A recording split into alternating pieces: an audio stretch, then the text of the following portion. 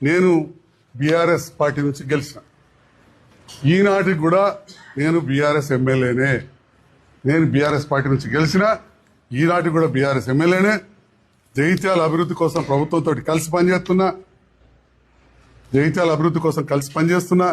అటు ఇటు ఆగలేదు, ఎందుకంటే నేను పర్టికులర్గా జాయిన్ అవుతానికి పోలేదు కాబట్టి. పోయి నేను కలవడానికి పోతే తెల్లవారే ముఖ్యమంత్రి గారు కలిసిన తెల్లవారే ఎలాంటి అథెంటిసిటీ లేని, ఆధారాలు లేని మీడియా ప్రచారంతో నేను ఇవ్వలే స్టేట్మెంట్, ముఖ్యమంత్రి గారు ఇవ్వలే, నాతో ఉన్న మంత్రులు ఇవ్వలే. కలిసి పనిచేస్తామని చెప్పి పోయి నేను చాలువ కప్పితే వారు నాకు కండువ కప్పితే నేను కాంగ్రెస్ లో చేరిట్టని చెప్పి బీఆర్ఎస్ నాయకులు వచ్చి నా హాస్పిటల్ మీద రచ్చ చేసి నా దిష్టి బొమ్మ తలబెట్టారు. నాకు ఒక అవకాశం కూడా ఇవ్వలేదు వివరణ ఇవ్వడానికి, నాకు ఒక నోటీస్ ఇవ్వలేదు.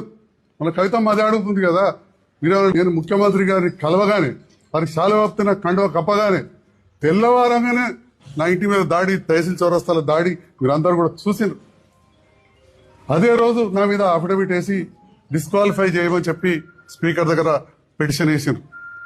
అయినా కానీ ఆ రోజు నుంచి మార్చి వరకు, అది వాళ్ళిచ్చి వాళ్ళు ఆపేంత వరకు బీఆర్ఎస్ లెజిస్లేటర్ పార్టీకి నెలకు 5,000 రూపాయలు మా జీతం నుంచి కట్ అయితే నేను ఎన్నడూ ఆబ్జెక్షన్ చేయలే.